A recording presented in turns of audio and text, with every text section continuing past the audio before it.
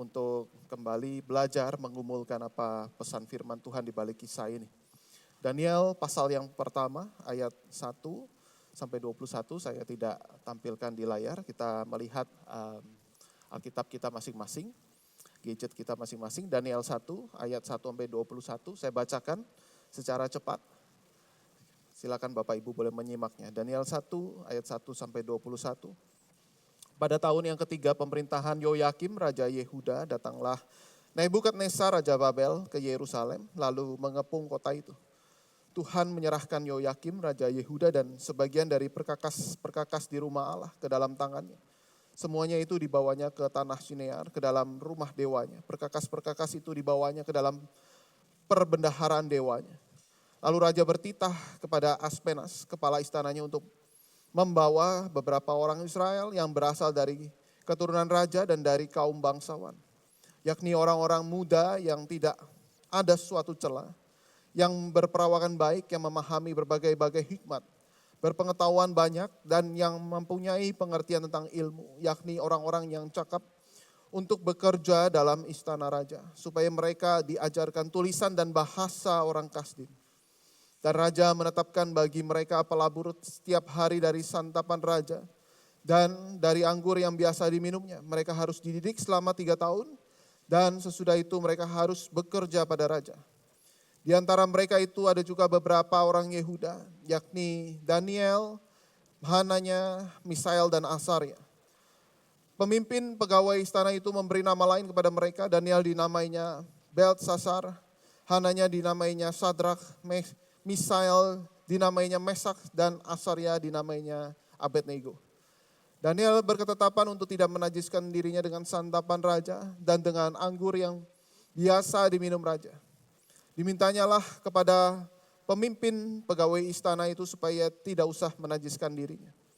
Maka Allah mengaruniakan kepada Daniel kasih dan sayang dari pemimpin pegawai istana itu.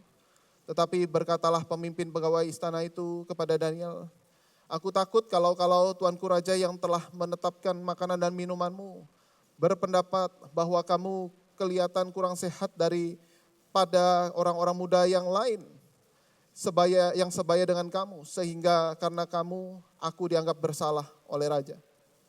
Kemudian berkatalah Daniel kepada penjenang yang telah diangkat oleh pemimpin pegawai istana untuk mengawasi Daniel, Hananya, Misael, dan Asaria, "Adakanlah percobaan dengan hamba-hambamu ini selama 10 hari. Dan biarlah kami diberikan sayur untuk dimakan dan air untuk diminum. Sesudah itu bandingkanlah perawakan kami dengan perawakan orang-orang muda yang makan dari santapan raja. Kemudian perlakukanlah hamba-hambamu ini sesuai dengan pendapatmu." Didengarkannyalah permintaan mereka itu, lalu diadakannyalah percobaan dengan mereka selama 10 hari. Setelah lewat 10 hari ternyata perawakan mereka lebih baik dan mereka kelihatan lebih gemuk daripada semua orang muda yang telah makan dari santapan raja. Kemudian penjenang itu selalu mengambil makanan mereka dan anggur yang harus mereka minum, lalu memberikan sayur kepada mereka. Kepada keempat orang muda itu Allah memberikan pengetahuan dan kepandaian tentang berbagai-bagai tulisan dan hikmat. Sedang Daniel juga mempunyai pengertian tentang berbagai-bagai penglihatan dan mimpi. Setelah lewat waktu yang ditetapkan raja bahwa mereka sekalian harus dibawa menghadap, maka dibawanya mereka oleh pemimpin pegawai istana itu di hadapan Nebukadnezar. Raja bercakap-cakap dengan mereka, dan di antara mereka sekalian itu tidak didapati yang setara dengan Daniel, Hananya, Misael, dan Asaria. Maka bekerjalah mereka itu kepada raja. Dalam tiap-tiap hal yang memerlukan kebijaksanaan dan pengertian yang ditanyakan raja kepada mereka, didapatinya bahwa mereka 10 kali lebih cerdas daripada semua orang berilmu dan semua ahli jampi di seluruh kerajaannya. Daniel ada di sana sampai tahun pertama pemerintahan Kores. Demikian jauh pembacaan firman Tuhan. Berbahagialah setiap kita yang membaca, mendengar, merenungkannya di dalam keseharian kita dan melakukan di dalam kehidupan sehari-hari. Nah saudara-saudara, Daniel dikenal sebagai seorang penasehat raja atau administrator pemerintahan. Daniel bukan hamba Tuhan, maksudnya dalam arti dia bukan ada di bait suci, di rumah Tuhan, tetapi Tuhan pakai menjadi seorang penasehat raja, bergerak di dalam bidang politik ya, dan bangsa dan negara. Nah saudara-saudara, kita melihat bagaimana konteks daripada kerajaan Israel pada saat itu terpecah menjadi dua, yaitu kerajaan utara dan kerajaan selatan. Kerajaan utara ya, atau ibu kotanya Israel, itu kerajaan Israel yaitu Samaria. Kerajaan selatan ibu kotanya Yerusalem. Ya, satu Samaria di atas, satu di selatan Yerusalem. Nah kita tahu saudara kondisi pada saat itu di mana bangsa Asyur menghabisi kerajaan utara. Dihancurkan karena mereka bebal, mereka tidak taat kepada Tuhan, menyembah berhala. Dan Tuhan mengizinkan ya hukuman itu terjadi pada mereka. Nah bangsa Babel menghabisi kerajaan selatan. Kalau Asyur utara, Babel kerajaan selatan. Ada 3 kali penyerangan saudara-saudara, di mana Raja Nebukadnezar kemudian menghabisi bangsa Yerusalem, kota Yerusalem. Nah kedatangan yang pertama, kedua, ketiga, yang ketiga akhirnya bait Allah dihancurkan. Tetapi kedatangan kali yang pertama bait Allah itu belum dihancurkan. Tetapi apa misi daripada Raja Nebukadnezar? Dia membawa orang-orang muda yang pandai, ya, yang saleh, yang luar biasa, yang berpotensi dari Yerusalem diangkut ya ke Babilonia, ke Babel. Ya, 4 diantaranya adalah yang kita kenal dengan Daniel, Sadrak, Mesak, Abednego yang tadi kita sudah baca. Nah saudara-saudara, di sini kita melihat strategi yang sangat jitu sekali yang dilakukan oleh Raja Nebukadnezar. Apa yang dilakukan oleh Nebukadnezar? Ya, dia pilih orang-orang muda untuk apa? Ya, supaya bisa di brainwash, bisa dicuci otak. Ya pilih yang sikapnya baik, lalu kemudian pilih yang perawakannya juga baik, yang tampan saudara-saudara ya. Jadi bagi raja ini penting sekali, bukan hanya otak tetapi fisik juga penting ya. Lalu kemudian pandai berbagai-bagai hikmat, dia miliki, punya pengetahuan yang banyak dan punya pengertian tentang ilmu. Ini maksudnya apa ya? Sampai dikatakan sudah pengetahuan banyak, hikmatnya banyak, pengertian tentang ilmu. Nah di dalam bahasa Indonesia sehari-hari maksudnya pendidikan tinggi, cerdas, dan pengetahuan luas. Wah ini benar-benar diseleksi ya dengan kepandaian yang bukan hanya pendidikannya tinggi soal gelar. Tapi dia juga cerdas ya, bagaimana dia punya solusi untuk memutuskan sesuatu dalam masalah yang terjadi. Dan juga wawasan berpikirnya juga luas. Lalu mereka diajarkan baca tulis bahasa orang Kasdim atau bahasanya Babel ya. Jadi mereka juga harus mengerti budaya Babel. Mereka juga harus mengerti tulisan-tulisan daripada Babel ya. Jadi jelas di sini saudara-saudara waktu kita melihat bagian firman Tuhan ini tujuannya apa? Ya jelas bukan hanya sekedar wah ini yang bagus-bagus begitu kan. Tetapi ada visi yang sangat jelas untuk dilakukan sama Raja Nebukadnezar. Mereka punya potensi besar, 4 orang ini. Mereka punya kandidat ya untuk bisa akhirnya menjadi jembatan di mana bangsa Babilonia ini perlu juga punya komunikasi yang baik dengan orang-orang di Yerusalem. Ya mereka yang dijajah. Jadi orang-orang ini perlu diajarkan baca tulis dan mengerti budaya Babel. Supaya apa? Mereka bisa memahami 2 bahasa. Mereka memahami 2 budaya. Jadi mereka mengerti kondisi mereka. Orang-orang di Yerusalem, bangsanya sendiri, bangsa Yahudi. Tetapi saudara, mereka juga mengerti Babel. Mereka juga mengerti culture-nya daripada bangsa Babilonia. Wah ini luar biasa. Kalau 2 hal ini dikuasain, ini benar-benar menjadi jembatan yang baik, komunikasi yang baik, atau dengan kata lain mereka jadi boneka administrasi daripada Nebukadnezar. Nah, ini visi daripada Raja Nebukadnezar. Tetapi ini tidak langsung dalam 1 malam, 2 malam, ya, atau seminar 3 hari langsung selesai. Tetapi mereka harus masuk ke dalam Universitas Babel. Selama berapa tahun tadi? 3 tahun, saudara ya. Mereka harus masuk dalam Universitas Babel, dididik selama 3 tahun. Jadi kita melihat ya, gimana cara Raja Babel memberikan pendidikan gratis, ajari mereka, latih mereka, buat supaya mereka berhutang budi. Lalu yang kedua, saudara, bagaimana cara licik daripada Raja Nebukadnezar, buat supaya masa lalu mereka dihapus. Nah ini, kalau saudara bisa memperhatikan dalam tadi bagian yang kita baca, ada perubahan nama. Betul tidak?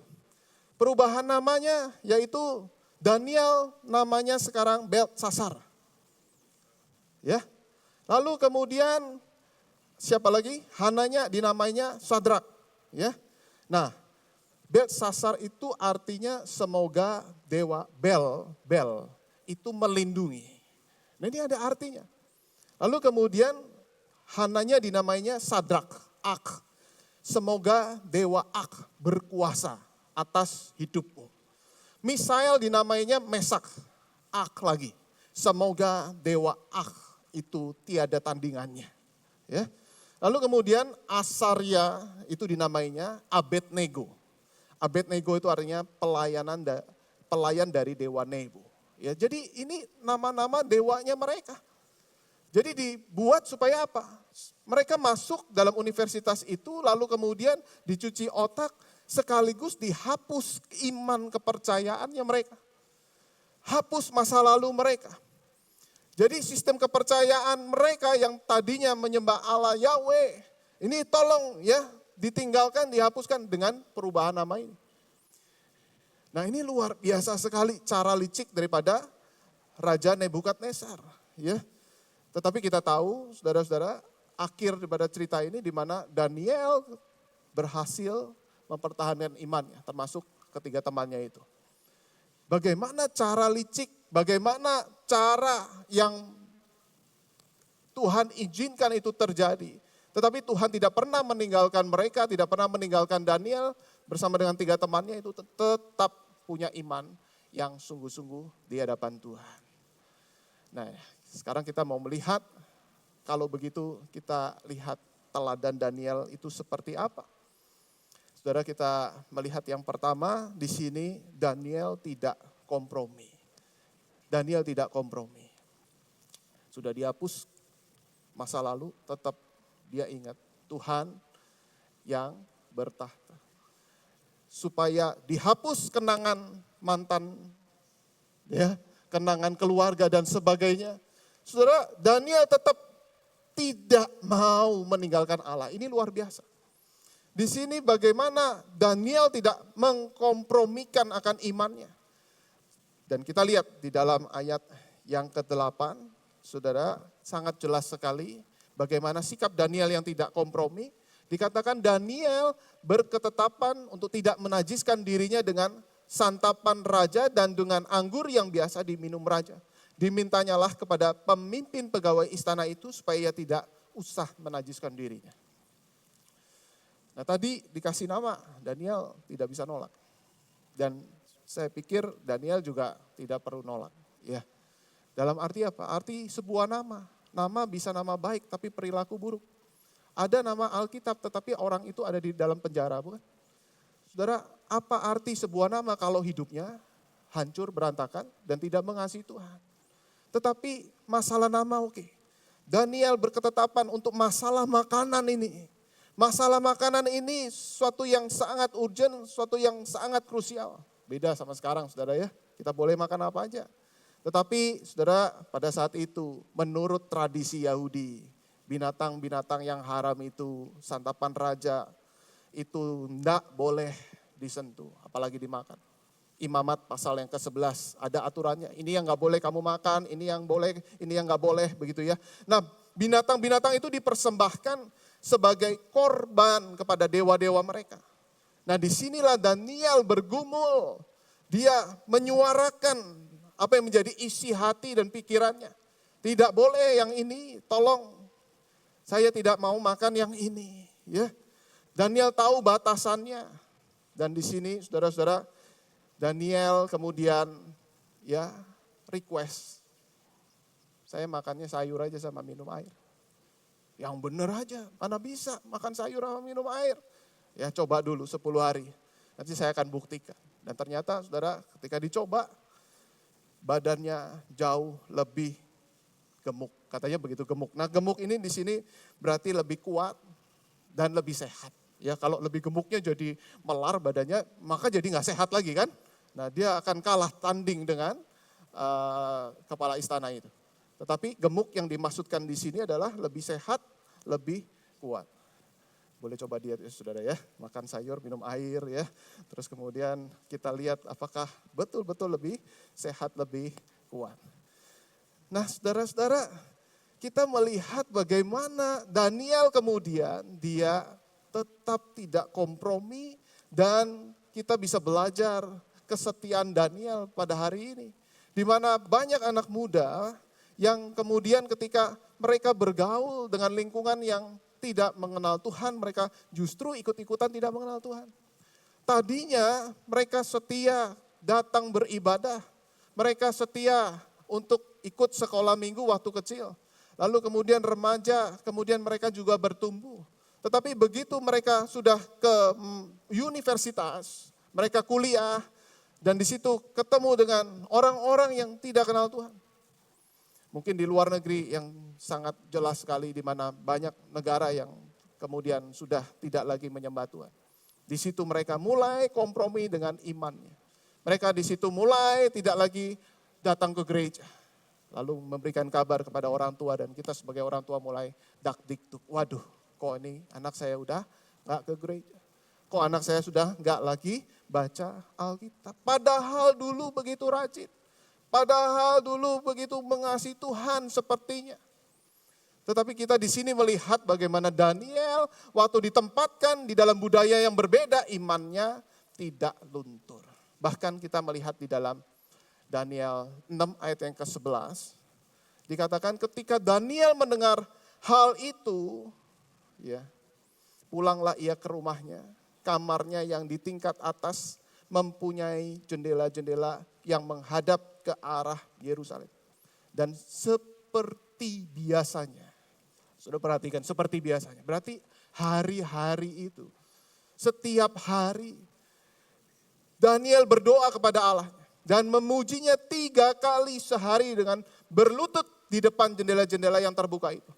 Lalu orang-orang itu bergegas masuk dan mendapati Daniel sedang berdoa.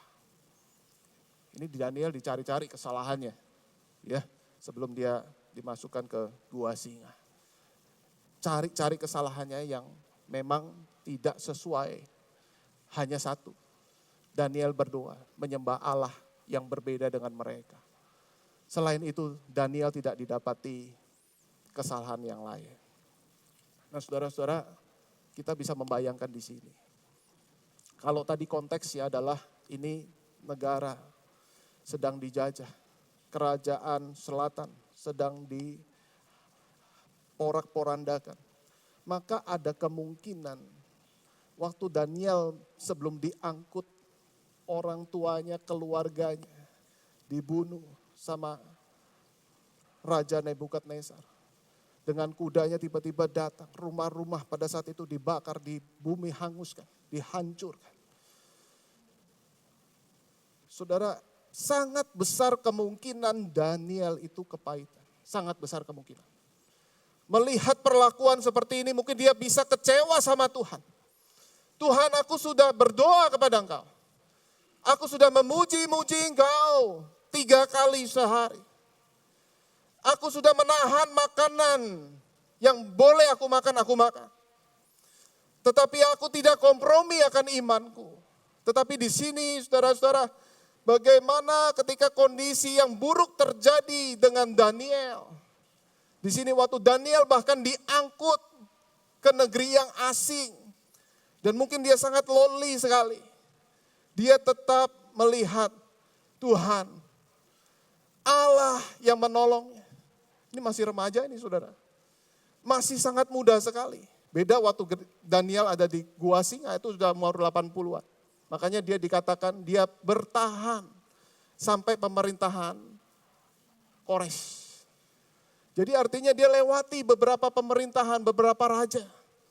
Dan waktu awal di sini Daniel adalah anak muda yang sangat amat muda. Tetapi dia punya iman yang luar biasa.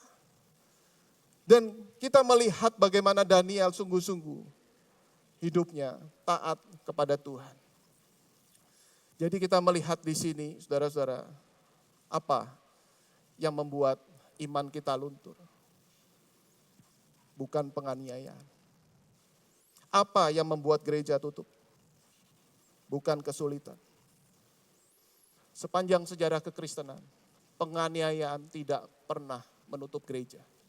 Yang menutup gereja adalah kompromi terhadap angin pengajaran. Saudara, Daniel tidak pernah kompromi di dalam pengajaran. Daniel tetap melihat Allah yang luar biasa. Dalam doa-doanya, saudara kalau kita perhatikan dari pasal 1, pasal 2, pasal 3, dia melihat Allah yang bertata, Allah yang berkuasa, Allah yang kekal, Allah yang mengasihi, Allah yang mengampuni. Di situ Daniel terus bertumbuh di dalam pengenalan akan Allah. Itu sebabnya dia tidak kompromi. Yang kedua, kita melihat teladan hidup daripada Daniel yang kedua yaitu menjadi garam dan terang. Saudara, garam dan terang ini sangat familiar bagi setiap kita, bukan? Bagaimana kita menjadi orang Kristen? Saudara, ini slogan yang sangat familiar, kita harus jadi garam dan terang. Tetapi pertanyaannya gimana caranya kita menjadi garam dan terang secara efektif? Kalau saya tanyakan ini kepada saudara, kira-kira bagaimana kita menjadi garam dan terang? Maka besar kemungkinan kita akan menjawab, kita menjadi orang Kristen yang baik. Kita menjadi orang Kristen yang saleh. Sehingga waktu dunia melihat kita, mereka tertular akan iman Kristennya. Tentu ini jawaban yang baik, bukan yang salah. Tetapi kita belajar, saudara, dari gimana caranya Daniel menjadi garam dan terang. Nah saudara-saudara, kita melihat Daniel menggunakan cara yang sangat unik untuk menjadi garam dan terang. Yaitu berkompetensi. Kompetensi, saudara-saudara, bukan kompetisi, bukan. Saudara, bedanya apa? Kompetensi dan kompetisi. Kompetensi adalah kemampuan untuk mengerjakan suatu tugas atau keahlian dengan maksimal, dengan extra mile, sampai tugas itu selesai dan dia menjadi seorang ahli. Nah ini sama dengan profesional. Profesional itu berasal dari kata profesi sebenarnya. Bagaimana dia tekun di dalam bidangnya. Dan kemudian dia sampai mampu melakukan pekerjaan tersebut. Ini kompetensi. Tetapi kompetisi, saudara, ini justru yang tidak sesuai dengan Alkitab. Kompetisi artinya saling bersaing untuk memperebutkan jabatan atau objek yang sama di dalam pekerjaan. Jadi di sini kita lihat Daniel itu berkompetensi, bukan berkompetisi. Hati-hati jangan salah sebut ya, mirip-mirip saudara. Nah di sini saudara-saudara, bagaimana Daniel terus bertekun, belajar, bahkan saudara dia berhasil kemudian menafsirkan mimpi raja. Nah orang yang bertekun, belajar, saudara sampai menjadi seorang ahli, saudara ini Alkitabiah. Lalu kemudian Tuhan memberikan berkat, Tuhan memberikan kepandaian, memberikan hikmat bijaksana. Sehingga apa yang dipelajari dan ternyata Tuhan juga mencerahkan, memberikan bijaksana. Itu saudara-saudara makin berlimpah akan kebijaksanaan daripada Daniel. Ya sehingga saudara ketika dia berhasil untuk menafsirkan mimpi daripada raja. Kita lihat apa reaksi daripada raja Nebukadnezar. Dikatakan berkatalah raja kepada Daniel. Sesungguhnya lah Allahmu itu Allah yang mengatasi segala Allah, yang berkuasa atas segala raja, yang menyingkapkan rahasia-rahasia. Sebab engkau telah dapat menyingkapkan rahasia itu. Saudara, luar biasa. Karena Daniel bertekun dengan luar biasa, bertekun dengan berkompetensi seperti ini, maka kemudian raja mulai respect sama Daniel, bukan? Raja kemudian, wah ini luar biasa, kamu dapat ilmu ini semua dari mana? Nah di sini raja kemudian dia melihat sesungguhnya Allahmu itulah Allah yang mengatasi segala Allah. Saudara, ini luar biasa. Daniel bersaksi dengan bagaimana dia menunjukkan kegigihan di dalam pekerjaan. Daniel bersaksi dengan bagaimana dia menekuni bidang sampai menjadi seorang yang sangat ahli. Sehingga seorang berkata bahwa berkompetensi itu adalah tindakan kasih. Saudara, ini cara yang gak biasa, bukan? Ini cara yang, selama ini kami tahu jadi garam ya baik sama orang itu tentu suatu hal yang baik. Saudara. Tetapi kalau kita belajar dari kitab Daniel ini, bagaimana Daniel berkompetensi karena juga mengasihi. Dia mengasihi, saudara, sehingga dia terus menantikan janji daripada Tuhan. Dia mau berjuang dengan sungguh-sungguh. Bagaimana dia bisa menyelamatkan sehingga yang dari pembuangan itu bisa kemudian pulang. Dia mengasihi orang-orang yang mengalami hukuman daripada Tuhan. Dia mengasihi orang-orang di sana yang menanti-nantikan Tuhan. Dan dia juga mengasihi raja, mengasihi orang-orang di Babel itu yang belum mengenal Tuhan. Sehingga dia perlu tunjukkan dengan kompetensi. Cara terbaik bagi seorang pilot pesawat untuk mengasihi orang-orang di dalam pesawatnya. Bukan dengan membagi-bagikan traktat Injil. Tetapi dengan menerbangkan pesawatnya dengan keterampilan terbaik. Setuju, saudara? Pada tahun 1989, saudara, ada penerbangan pesawat United A811 dari LA ke Sydney. Setelah 15 menit lepas landas, ketinggian 22.000 sampai 23.000 kaki, saudara. Terdengar ledakan hebat di pintu bagian kanan ini. Tiba-tiba terbuka dan kemudian muncul lubang besar di sisi pesawat. 9 penumpang yang duduk dekat sana tiba-tiba terpental keluar dan tidak tahu jenazahnya ada di mana. Lalu kemudian ledakan itu melumpuhkan 2 dari 4 mesin yang ada. Sehingga mesinnya tinggal separuh, tenaganya tinggal separuh.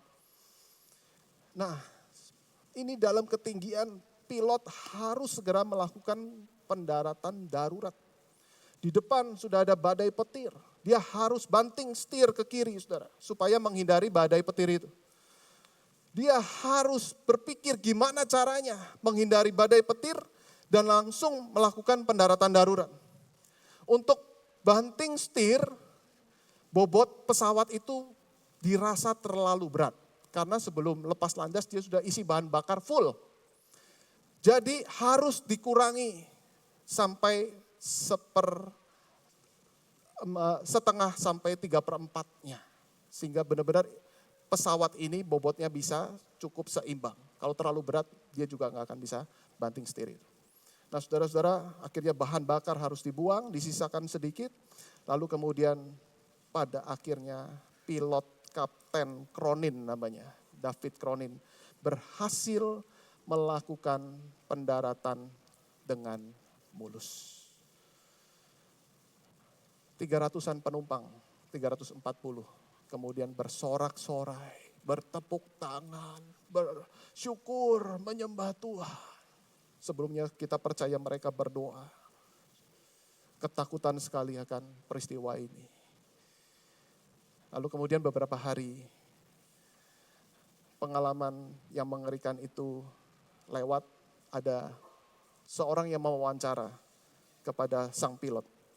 Sang pilot ditanya, ya, tentang pikiran pertama waktu pintu kargo meledak. Apa yang kamu pikirkan? Sang pilot menjawab, saya berdoa sebentar untuk para penumpang. Saya mengasihi mereka, kemudian saya lanjut bekerja. Saudara, ini pilot yang betul-betul mengasihi penumpangnya. Dia tunjukkan dengan apa? Dia tunjukkan dengan kompetensinya untuk menerbangkan pesawat dengan luar biasa dan mendaratkan dengan mulus. Jadi saudara, sang pilot ini tidak menjawab, saya pikirkan, saya bagi-bagi traktat penginjilan buat mereka. Enggak saudara ya. Mungkin begitu ngomong ya, sudah penumpang itu akan teriak dan tidak mau dengar. Tetapi kalau ada kisah seperti ini, dan ada kisah berikutnya kenapa melakukan akan hal itu, dan kapten menjawab, Tuhan Yesuslah yang menyelamatkan hidupku. Dan aku menerima keselamatan dari Tuhan, dan mungkin mereka yang mendengar interview itu akan percaya kepada Yesus, bukan? Mungkin mereka akan melihat bagaimana Tuhan memakai seorang pilot yang luar biasa, yang punya kasih terhadap sesama, dan punya kompetensi yang luar biasa yang Tuhan berikan. Di sini saudara-saudara, apa yang terjadi kalau Daniel tidak punya kompetensi? Atau Daniel adalah orang yang malas. Dia hanya rajin berdoa. Dia hanya rajin berpuasa, tetapi malas bekerja. Saudara, bayangkan Daniel adalah orang yang tidak mau bekerja. Dikasih kesempatan untuk dia kuliah, tetapi dia tidak menggunakan kesempatannya itu. Lalu dia berhadapan dengan raja. Saudara, pasti raja tidak respect, bukan? Bagaimana mungkin Daniel bisa memberitakan kabar baik terhadap raja? Saudara, di sini kita melihat kompetensi adalah sebagai wujud penyembahan kita terhadap Tuhan. Pekerjaan saudara yang Tuhan tempatkan di bidang masing-masing. Saudara, itulah apa yang Tuhan kasih kepada kita. Perbuatlah itu untuk menyenangkan Tuhan. Perbuatlah itu untuk mengasihi Tuhan dan sesama. Perbuatlah itu untuk memuliakan Tuhan. Saudara, dalam reformasi kita masih beberapa waktu yang lalu kita merayakan reformasi. Mungkin ada masih berbau reformasi begitu ya. Ada bagian terakhir sola yang sangat penting saudara. Yaitu Soli Deo Gloria. Kita sering kali mendengar bukan? Ya, Soli Deo Gloria. Ada mungkin toko yang juga pakai nama ini. Ada nama anak juga pakai nama Soli Deo Gloria. Artinya apa? Artinya adalah lakukanlah, perbuatlah apapun itu untuk memuliakan Tuhan. Makan, minum, segala sesuatu bekerja untuk memuliakan Tuhan. Memuliakan Tuhan bukan hanya di gereja. Memuliakan Tuhan bukan hanya hamba Tuhan atau para pelayan atau para penatua yang berbagian di dalam pekerjaan Tuhan di mimbar, di gereja. Tetapi memuliakan Tuhan ketika saudara bekerja, ketika saudara di rumah masing-masing, ketika di kampus, di sekolah, semua kita akan perbuat untuk memuliakan Tuhan. Nah, di sini Martin Luther membahas berkaitan dengan Mazmur 145. Sudah menarik sekali, saudara. Dalam tulisan Mazmur dikatakan Tuhan itu penopang bagi semua orang yang jatuh dan penegak bagi semua orang yang tertunduk. Wah, kita waktu baca Mazmur, waduh, indah sekali.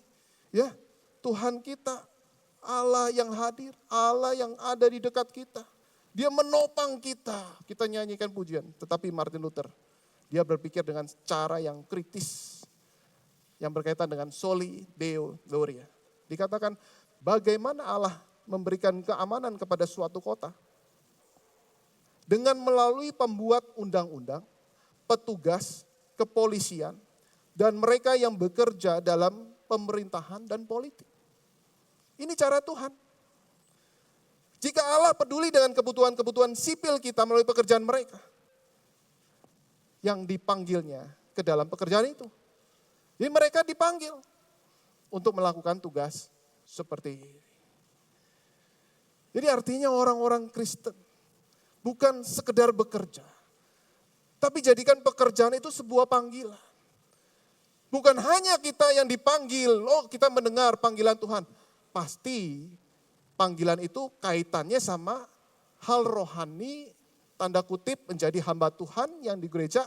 Saya baru mendengar panggilan, Sedangkan hal-hal yang sifatnya sekuler itu, itu bukan panggilan. Jadi kita bisa melihat di sini Tuhan panggil seperti saya menjadi pendeta. Tetapi Tuhan juga panggil ada orang-orang yang ada di dalam dunia politik. Ada dalam dunia bisnis. Ada dalam dunia marketplace. Termasuk Tuhan panggil Daniel di dalam bidang politik. Lalu kemudian Mazmur 145 ayat yang ke-16. Engkau yang membuka tanganmu dan yang berkenan mengenyangkan segala yang hidup. Wah, luar biasa. Waktu kita baca Mazmur ini bukan? Tapi sekali lagi Martin Luther, dia ngomongnya begini. Bukankah melalui para petani, pembuat roti, peternak hewan, nelayan, para pedagang retail, kalau mau diterjemahkan zaman sekarang, pencetus program, website, Gojek, Grab, dan tukang-tukang Gojek yang membawakan kita makanan.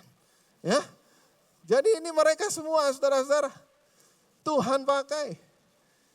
Mereka Tuhan pakai untuk membawakan kita makanan pada hari ini. Dalam doa Bapa kami dikatakan, berikanlah makanan kami yang secukupnya. Martin Luther mengatakan, seharusnya ketika kita berdoa seperti ini, kita juga berdoa bagi segala sesuatu yang berkontribusi kepada kita. Kita juga bersyukur kepada mereka. Sampai kita bisa mendapatkan makanan pada hari ini. Sudah itu prosesnya panjang sekali. Dan Tuhan pakai setiap lini bidang itu sebagai alat untuk memelihara hidup kita. Ini cara Tuhan nopang. Kita langsung makan begitu ya. Tetapi proses di belakang itu sangat panjang sekali. Sehingga waktu doa makan, ada seorang yang berdoa, jangan cepat-cepat kalau doa makan. Ini saudara boleh ikut atau tidak ya, asal kalau mau ikut dengan hati, bukan karena ikut-ikutan. Kalau doa makan coba bayangkan itu. Ada ikan, ada telur, itu prosesnya bagaimana? Ya, berarti ada peternak ayam kan? Ya kan? Terus ada nelayan di situ. Ya, coba kamu sambil berdoa, bersyukur ada makanan, ada ikan, bersyukur untuk nelayan. Gitu ya. Terus kemudian bersyukur ada ayam, bersyukur untuk peternak ayam. Dari peternak ayam, ayamnya diapakan saudara? Ayamnya dibelek gitu kan. Terus kemudian gak langsung kan? Gak langsung ke tempat kita. Nah, ke pasar dulu kira-kira ya. Terus kemudian kemana tuh ya? Prosesnya panjang. Nah, satu-satu kita perlu berdoa buat mereka. Udah kelaparan saudara ya. Gak selesai-selesai makannya ya. Bayangkan kalau itu makanannya nasi padang saudara ya. Waduh, itu banyak sekali lauknya kan. Nah, ayo satu-satu ya. Bukan hanya soal nasi putih dan ikan teri dan telur, bukan. Ini banyak sekali saudara, daun singkong dan sebagainya ya. Sambal hijau, wah ini banyak sekali. Tapi ini prosesnya. Kita perlu sadar Tuhan pakai mereka. Supaya apa? Supaya kita hidup.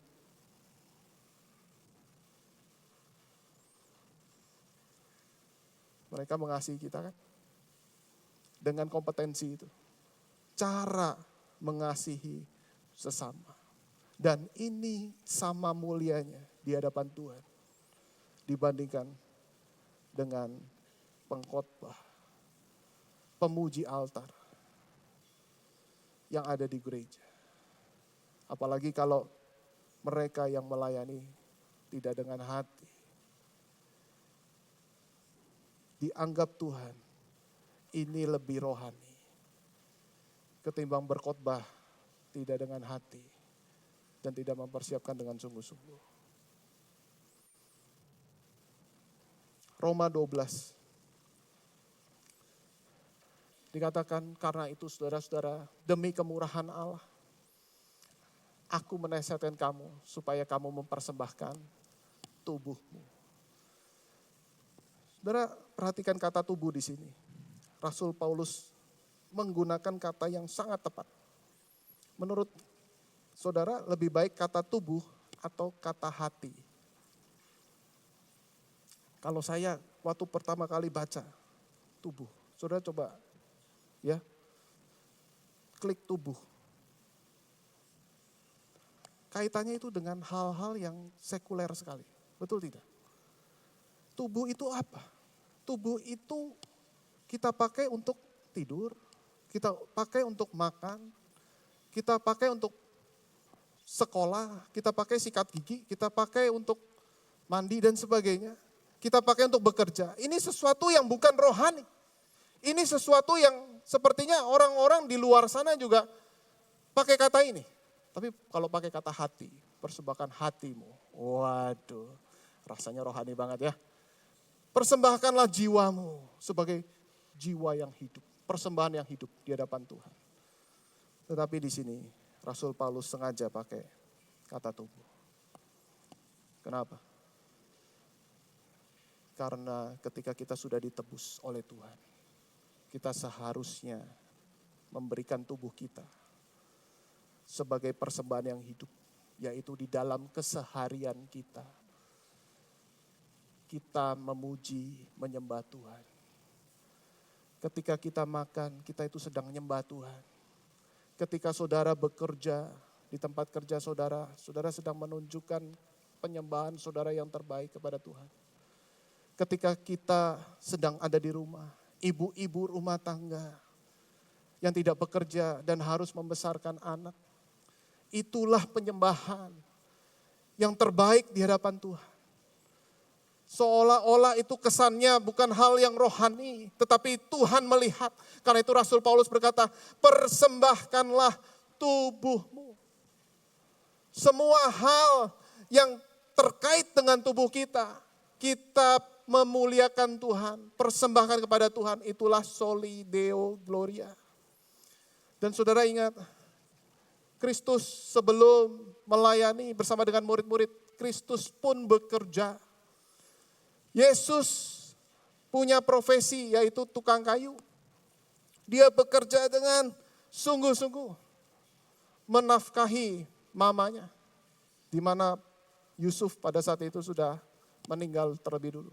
Dia harus menanggung daripada mama dan adik-adiknya. Jadi Yesus pun bekerja. Dan dia bekerja dengan bekerja yang terbaik sampai ada orang yang tahu ini profesinya juga tukang kayu. Artinya apa? Dia dikenal sebagai tukang kayu. Bukan tukang kayu, tukang kayuan. Ya. Tapi ini orang mengenal dia sebagai tukang kayu. Artinya dengan profesi ini, orang pada cari Yesus. Tetapi bukan hanya itu. Yesus bersama dengan murid-murid. Dia mengajar, menyembuhkan orang sakit. Dan bahkan ketika tiba waktunya, Yesus mempersembahkan tubuhnya sebagai persembahan yang hidup kepada Bapa. Dengan tubuh, Yesus mempersembahkan kepada Bapa. Kenapa? Karena Yesus mengasihi kita. Dia berkompetensi menjadi tukang kayu. Dia mempersiapkan diri untuk melayani bersama murid-murid, mengajar, menyembuhkan orang sakit. Juga dia berikan yang terbaik. Dan kemudian tiba waktunya Yesus mempersembahkan tubuhnya di atas kayu salib. Kalau Yesus berikan tubuhnya buat kita, kita pakai tubuh kita untuk apa? Kalau Yesus bekerja, melayani dengan sungguh-sungguh, kita bekerja, melayani untuk apa? Mari kita ambil waktu tenang di hadapan Tuhan.